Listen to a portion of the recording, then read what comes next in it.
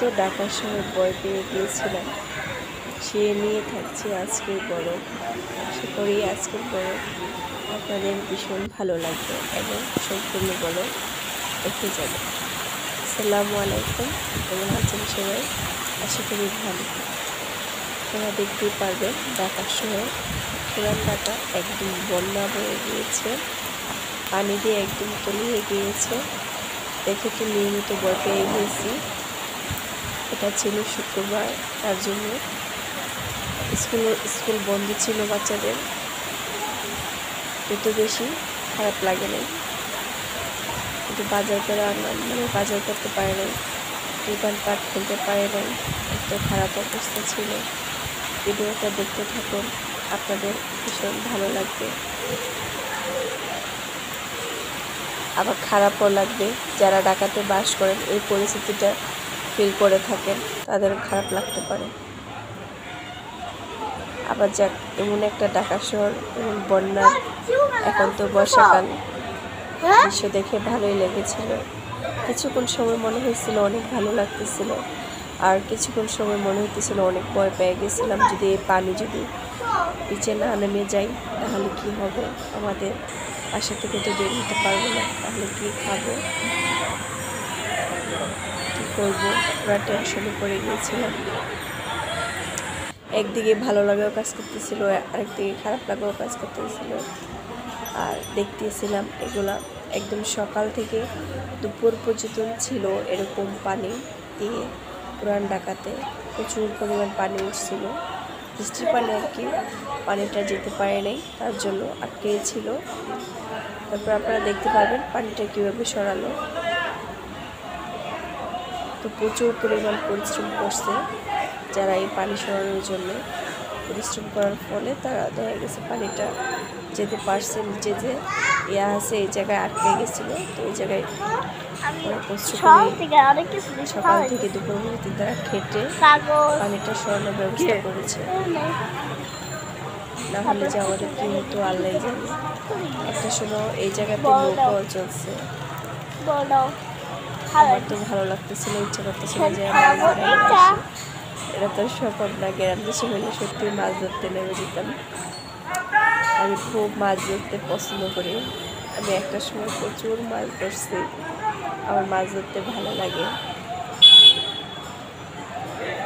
যারা গ্রামে বড় হয়েছেন কেউ বলতে পারবেন না যে চকে যান নাই এবং মাছ ধরেন নাই, কৃষিকাজ করেন নাই। অবশ্যই কেউ না কেউ একদিন না একদিন মাঠে নেমেছেন, এটা আমি জানি, 100% শিওর দিয়ে বলতে পারি। তো প্রচুর খারাপ অবস্থা, কি বলবো, দেখতে পাচ্ছেন এই যে নিচে গুলিয়াটা যে দেখতেছেন, এটা আটকে ছিল, এটা পরিষ্কার করে দেওয়াতে একদম পানি নিচে চলে গেছে। আর আমাদের তো একদম খারাপ অবস্থা হয়ে গিয়েছে, ট্যাঙ্কের ভিতরে এই ময়লা পানিগুলো সবগুলো চলে গেছিলো। তো আপনাদের সাথে রেসিপি শেয়ার করি, অনেক কথা তো বললাম। তো দেখতে পাচ্ছেন বেলে মাছ রান্নার রেসিপি শেয়ার করছি। প্রথমে পেঁয়াজ কুচিটাকে দিয়েছি, পেঁয়াজ কুচি দিয়ে পেঁয়াজটাকে ভালো করে লাল লাল করে, তারপরে তার ভিতর কাঁচামরিচ দিয়েছি, তারপরে রসুন কুচি দিয়েছি, তারপরে লবণ দিলাম, ধনিয়া গুঁড়া দিলাম, জিরা মরিচের হলুদের গুঁড়া দিয়েছি পরিমাণ মতো, ধনিয়ার গুঁড়া দিয়েছি দেখতে পাচ্ছেন, তারপরে দিচ্ছি মরিচের গুঁড়া দিয়ে এটাকে ভালো করে কষাই দেব। রেসিপিটা দারুণ নদীর বেলে মাছ বলে কথা, অনেক স্বাদ হয়েছিল। মাছটা অনেক বেশি পছন্দ আমার, বেলে মাছ, কারণ কি মাছটা তো আপনার থাকে যে কাঁটাটাও নরম থাকে, খেতে দারুণ লাগে। এই পাশে ভাজি বসাইছিলাম, ভাজিটা নেড়ে দিলাম, একটু দেখতে পাচ্ছেন আমার কষানো হয়ে গিয়েছে। একটু বেলে মাছ দিয়ে দিচ্ছি,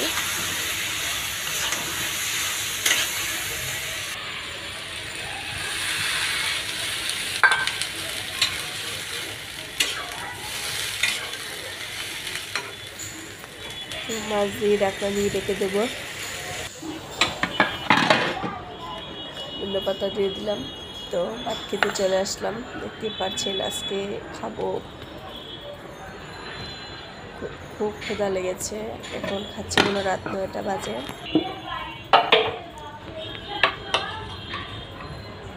তো এই তো আজকে যা রান্না করলাম এটি ভাজি,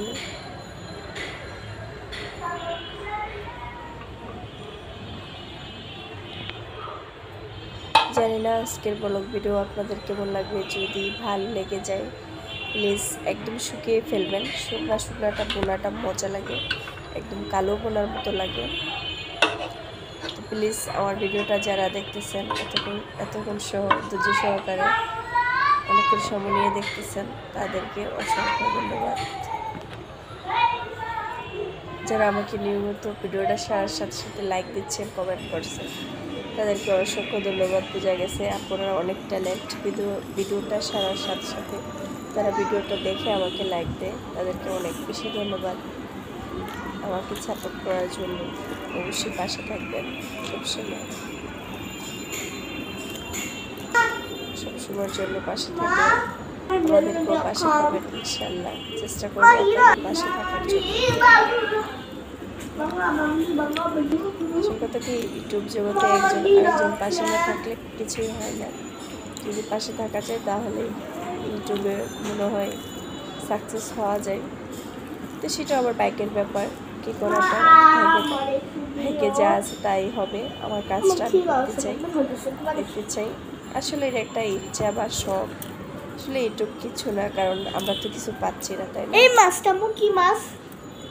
হ্যাঁ, নদীর বেলে মাছ। অনেক কথা বললাম, অনেক মজা হয়েছে। অবশ্যই ক্ষমা সুন্দর দৃষ্টিতে দেখবেন। আমার মেয়ে হলে করতেছে, আমারও ক্ষুধা লাগছে, আমি না খেয়ে ওরা কিভাবে খাওয়াবো। আর আমার ভুলটা আপনারা ধরিয়ে দিবেন। আমি যদি